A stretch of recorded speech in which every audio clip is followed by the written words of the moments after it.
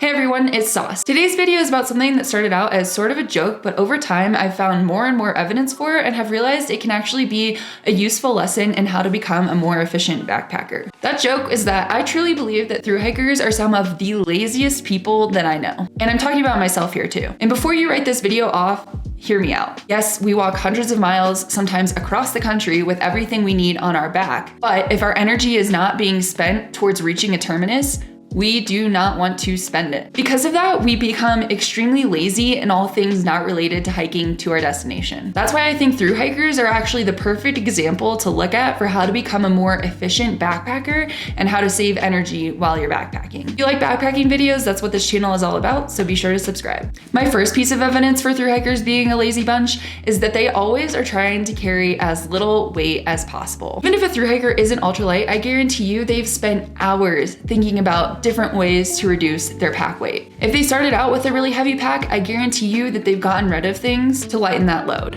There's some minor exceptions to this rule, but they're pretty few and far between. Because we have to carry all of our stuff for such long distances, we get really good at making sure it's lighter. This is something that I think all backpackers can learn from and implement in order to make their trips more efficient and more pleasant. Again, you don't have to be ultralight, but learning to not pack every little thing that you think you might need will make backpacking trips way more enjoyable. Another thing that I think we can learn from a thru-hiker's laziness is the art of cowboy camping. I'm sure there are some weekend backpackers that cowboy camp as well, but I feel like I most often hear praise for cowboy camping from the more dirtbag inclined among us. Cowboy camping, for those who don't know, is setting up your sleeping bag under the stars, no tent, usually just a ground sheet, a sleeping pad, and your sleeping bag, and you.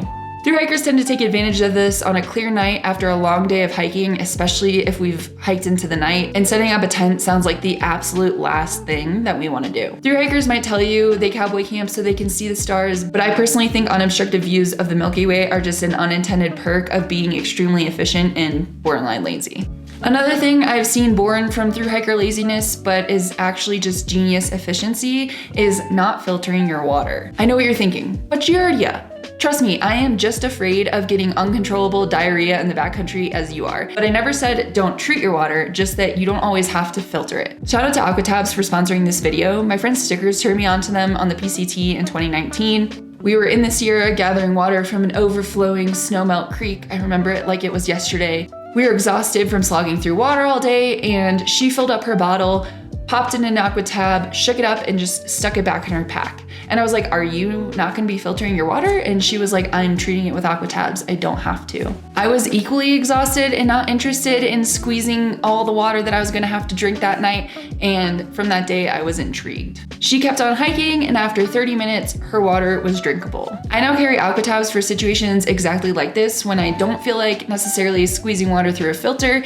especially if it's nice and clear water, but I don't really know what's upstream. I'm not trying to unknowingly drink from a marmot's bathroom without treating it. Aquatabs also kill viruses that are too small to be treated by a lot of backpacking filters, specifically filters that are 0.1 microns or larger in size. So having multiple ways to treat your water is definitely a lazy thru-hiker hack. And while we're on the subject of water, another lazy but efficient thing that thru-hikers do all the time is strategically plan where they're gonna get their water from. I posted about my lazy thru-hiker theory on TikTok, and over half of the comments were about not going off trail for water. Off-trail water is any water that you would have to deviate from your intended route to gather from. So say I'm through hiking the CET, and there's water that crosses the trail in 10 miles, but also in 5 miles, there's a 1 mile side trail to water. There is no way most thru-hikers are going down that 1 mile side trail. Even though that water is technically closer, it's way more efficient to carry enough water for 10 miles and just collect from the source that's right on trail. The exception is when a thru-hiker is so lazy, they either forgot to carry enough water or forgot to check when the next water source was, and then they're forced to go to the off-trail water because they're dehydrated in the middle of the desert. This method can definitely be used by all backpackers to be a little bit more efficient, and you can even take it a step further by making sure you're planning all your camp spots around water as well. Next up is cold soaking. Thru-hikers have literally invented a way to consume calories without cooking, without carrying a stove, and without even enjoying the meal that they're eating. You can't convince me that anyone actually likes cold ramen. I think cold soaking is a quest to consume energy in its rawest form.